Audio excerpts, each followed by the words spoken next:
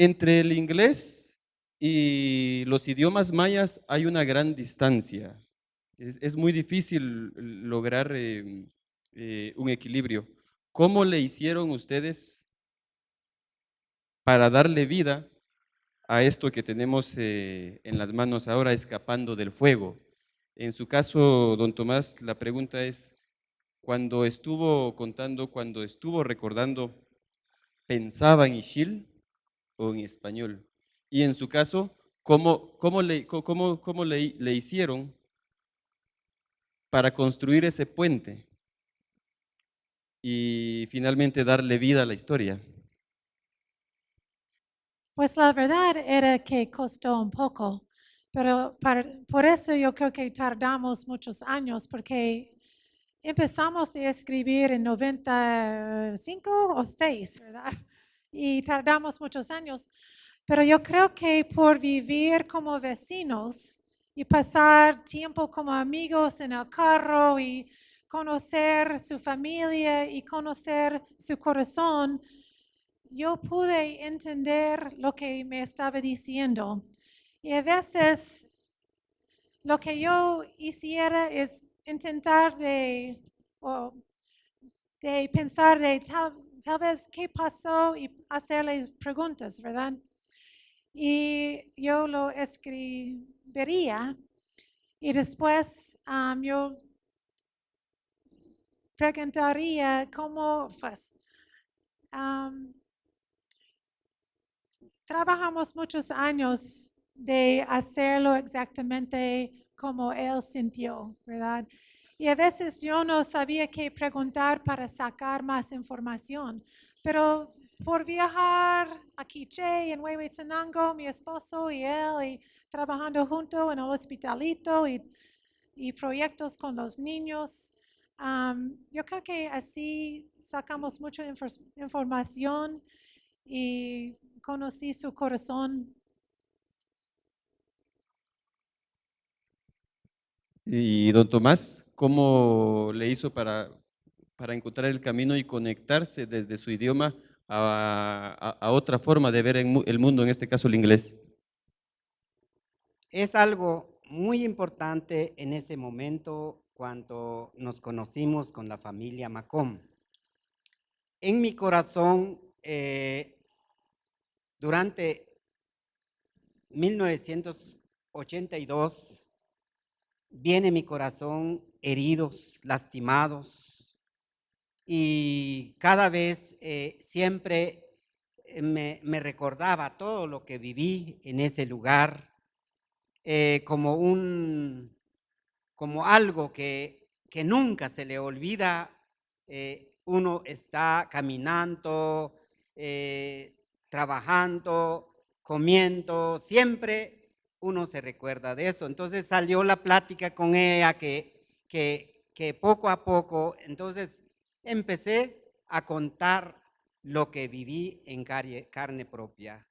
Y luego ella también tuvo esa visión y de ellas como para anotarlo, todo lo que yo contaba, lo que sucedió y todo. No solo una vez, sino que varias veces los pasaba porque siempre como leer ya, eso en mi corazón estaba plasmado, todo lo que pasó.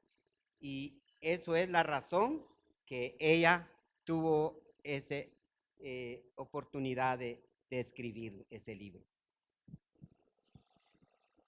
Este hermosísimo libro que está más allá de las mejores novelas que ustedes han leído, este bellísimo libro, conmovedor libro que está más allá de las más espléndidas crónicas periodísticas que ustedes conocen, este hermosísimo libro que está más allá de la mejor poesía que ustedes hayan tenido al alcance de su respiración hasta este momento. Es un libro que nace de la vida, de la resistencia, de la lucha, de las esperanzas de don Tomás y de la magnífica escritura, de Terry. En el prefacio, Terry, que llegó desde Estados Unidos para estar hoy con nosotras y con nosotros, nos dice Es el deseo de Tomás y mío que su historia, ahora que ya está escrita, anime a las personas de todos los lugares a enfrentar el futuro con valentía y a tener esperanza sin importar las adversidades que lleguen a su vida. Terry, don Tomás, estos deseos que tú expresas en el prefacio han variado. ¿Agregarías otro mensaje a esta escritura y a la película que me dijeron que ya anda circulando también?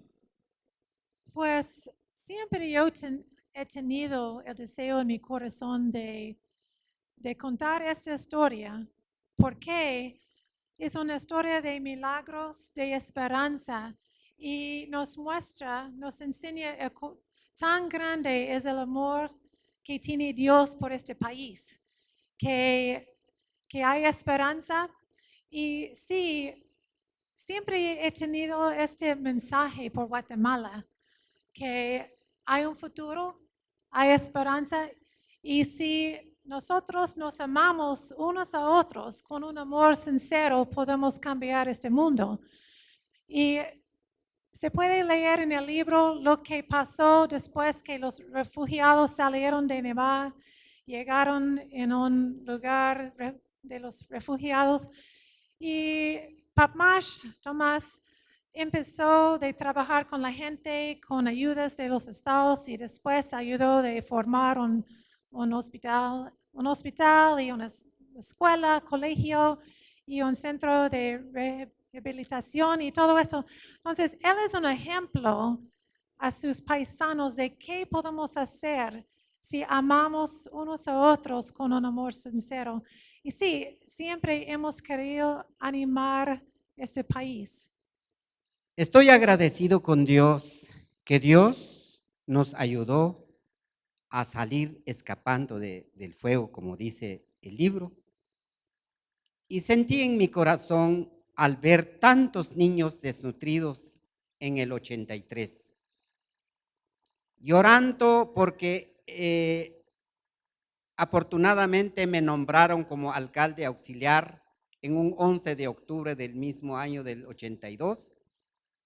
Y al ver todos los niños en ese campamento de refugiados, y sinceramente me lloré algunas veces por verlo. Pero yo no tengo capacidad, solamente estoy orando a Dios, pero Dios abrió las puertas y Dios envió algunos misioneros y doctores en los Estados Unidos. Y ellos me dieron la mano para abrir un centro nutricional para niños desnutridos y empezamos a trabajar. En ese tiempo no me quedé así, sino que estuvimos abriendo otros apoyos para Nevada en ese tiempo. Y eso es la forma, porque yo sentí en mi corazón la bendición de Dios que nos dio la vida, y por qué no hacer también a nuestros prójimos. Terry, en las páginas iniciales de su hermoso libro, cuentas que conociste a don Tomás cuando no era don Tomás, cuando era Tomás, en 1991, en diciembre. Es decir, que la amistad, la hermandad de ustedes lleva ya casi 3 décadas. Es muy fácil para mí porque yo sé que tenemos el mismo corazón por el mundo, tenemos un amor por los demás, por eso fuimos a vivir en Nevada, para ayudar a la gente, ¿verdad? Hicimos desarrollo agrícola, trabajamos con programas de nutrición, y él es el mismo, él ama a su propia gente, ¿verdad? Y es fácil cuando no hay competencia, no hay resentimientos, pues tenemos la misma visión de conocer a Dios y para ayudar a los demás. Y hemos trabajado en muchos proyectos juntos. Entonces, y la verdad es que yo sentí que Dios quiso que yo escriba su libro. Entonces, por eso, hace 23 años empecé y todavía seguí intentando y al fin está en español hace un mes, ¿verdad? Pero yo tenía paz todos estos años y yo sabía que iba a salir. Pues salió en inglés, publicado en 2010 por la Universidad de Texas en Austin. Y yo estaba feliz por eso, pero siempre el propósito era que saliera en español porque la historia es suya, ¿verdad? Y es una gran historia del amor de Dios por este país y la esperanza que hay. Entonces, yo creo que tenemos el mismo corazón, la misma visión y así es fácil de ser amigos. Cuando usted cruza las grandes aguas, las grandes montañas, con 227, 235, 236 ixchiles, niños, niñas, ancianas, ancianos, jóvenes, usted tuvo una visión para llegar, para cruzar las grandes montañas, don Tomás. Quisiera pedirle de favor que nos contara cómo fue esa visión, ahora que ya casi nadie tiene ese tipo de visiones, don Tomás. Bueno, por lo que me pregunta, entre los dos grupos, cuando surgió el ejército guerrillero de los pobres, empezó con unos bonitos políticos. Empezó a ofrecer cosas a los vecinos, a la gente y todo. Y diciéndole que nosotros éramos dueños de las fincas y todo esto, pues nuestra gente por la pobreza que hay, y se fueron todos a organizarse con ellos y todo, ¿ah? Pues yo no me metí, me paré en mi lugar para ver, porque no es posible. ¿Cómo es posible quitar cosas de alguien que no se sabe cuántos años lo sudó y todo? Pues, momento, dije yo, para ver qué pasa. Pasó 1 año, 2 años, 3 años y las cosas creció. El EGP empezó a secuestrar a la persona que no colaboraba, que no estaban a favor. Y en la noche llegaba a pintar EGP, Pueblo Unido, jamás será vencido. Bueno, el vecino dirá, si lo borro, ellos me van a secuestrar otro en la noche. Y si yo no lo borro, ese EGP, el ejército viene a quemar mi casa y mi familia. Entonces, no, ya no se puede, ni con este lado ni el otro lado. Entonces, bueno, pero cada día más y más muertos por todo lado de parte de la guerrilla y de parte del ejército. Bueno, entonces, ni el ejército entraba en ese lugar porque ya estaba bajo control de la guerrilla. Y nosotros no podemos venir porque si el ejército mira un bulto que está moviendo, abajo. Y entonces oramos a Dios con mi pequeña iglesia, pedir una salida a Dios. Pero sin embargo, como humano tenemos que pensar en un lugar donde escapar. Nuestro plan era para abajo, por decirlo así, y pidiendo la dirección a Dios. Y una noche, ya para dormir, cuando el Señor me dio una visión, mostrándome una salida para arriba, por decirlo así, y me mostró una montaña donde yo no conocí, donde es difícil salir. Entonces yo decía, Señor, si este es tu plan, repítame otra vez, Señor, por favor. Me arrodillé y mi esposa Petrona por ahí está. Y entonces, y luego oramos y oramos y luego no pasó la respuesta. Esto sucedió como tipo de las 8 de la noche, la primera. Yo esperaba la respuesta, la respuesta para confirmación, pero no pasó nada y me dormí Me desperté casi 4:30, casi 5. Ya, mi esposa ya hacía el fuego para tomar un taza de café y salir, pero el Señor, ya despierto, me aparece otra vez en visión, donde Él apareció, me mostró repetidamente ese lugar donde los ríos y la montaña, los grandes árboles, las piedras grandes, y por allá arriba sobre ese cerro me dijo que hay un pozo y por ahí va a descansar mi pueblo. Pero una visión, pero rápido. Y entonces yo dije, y apareció, lo vi un personaje, cabello blanco, vestido blanco, y él me estaba hablando. Y entonces me puse otra vez, ¿por qué? ¿Qué estoy pasando? Esta es la respuesta, y bueno, di gracias a Dios. Y entonces al amanecer, y convoqué a mis líderes de la iglesia y le conté todo esto, y luego al escuchar esto, pastor, no seas loco, ¿cómo es posible que nos vamos a esa dirección donde es peligroso por la parte de Huehuetenango? Entonces, pero si este es lo que Dios me dijo, y entonces tengo que convocarlo a ustedes. Eran 5 personajes líderes que vino en mi casa, y se fueron 3 porque no le parecía a su manera, pues esa información. Y 2 de ellos me dijeron, Tomás, ¿por qué no caminamos? Tal vez mintiendo a los que están cuidando el camino, y decir que vamos a ir a buscar maderas y buscar lugar para refugiarnos en la montaña, y busquemos tan siquiera llegar sobre el cerro donde está ese pozo. Con esto suficiente nos regresamos y veremos cómo organizar la salida.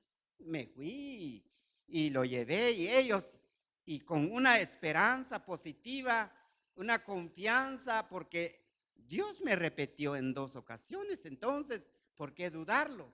Entonces me fui, y buscándole las señales que el Señor me mostró y todo, y al llegar en ese lugar, ahí está el pozo, ellos se quedaron mudos, y bueno, regresamos, ya.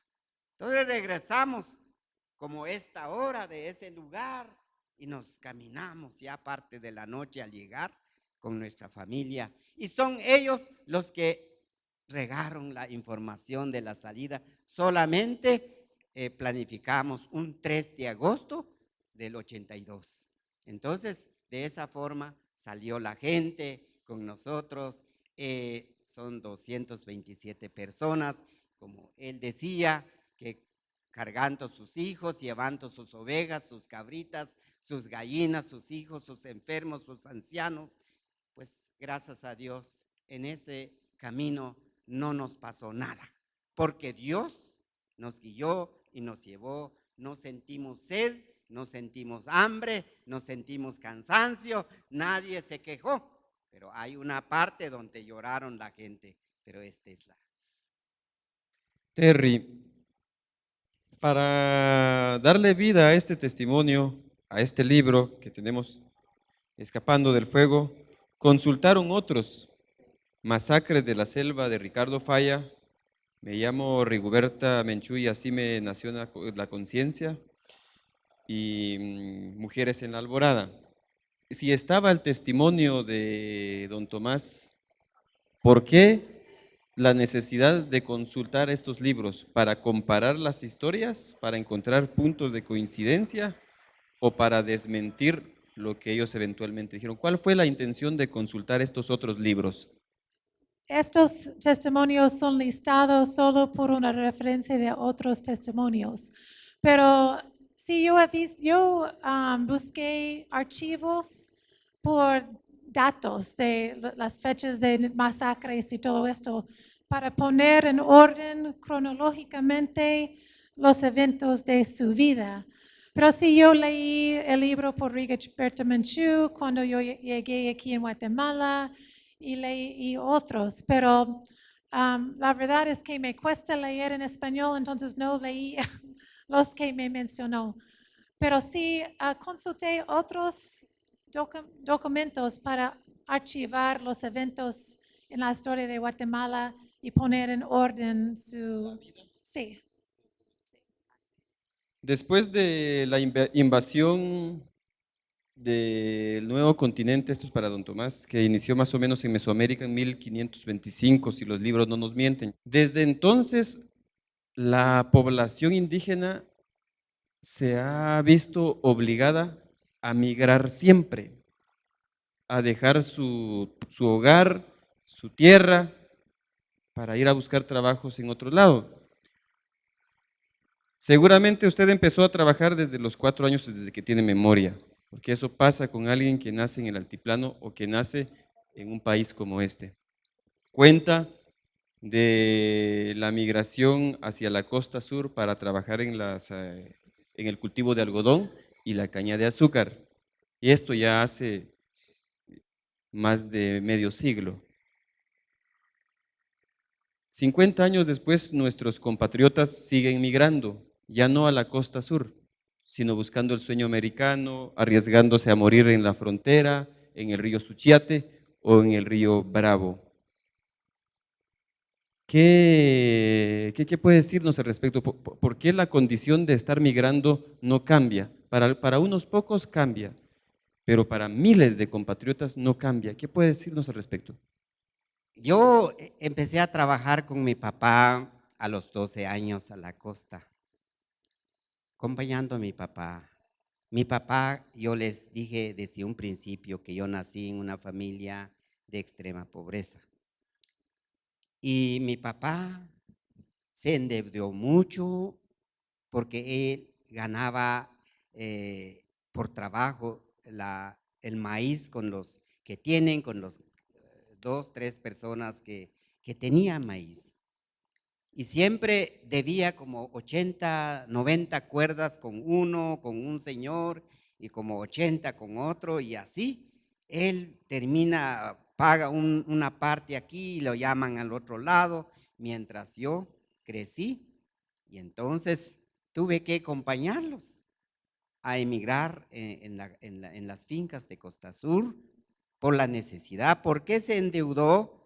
Según me cuenta él, que en la área Ixil, que en tiempo del presidente Jorge Ubico, empezó a abrir carreteras en todo el país, me imagino. Pero puedo hablar sobre la carretera que llegó a Neva. No sé qué años, pero mi papá vivió 113 años. El año pasado fue a descansar con el Señor.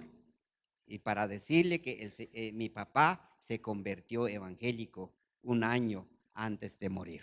Entonces, mi papá me contaba de que todos los que en aquel, sus edades, sus señores del mismo edad de él, que iba a cumplir las tareas con el gobierno por abrir carreteras y trabajar, y 15 días trabajan en su cuenta y 15 días tienen que trabajar obligado por el gobierno. Todo mundo, no sé si fue aquí en Guatemala, en Huehuetenango, no sé, pero en el área Ixil, eso me cuenta mi papá.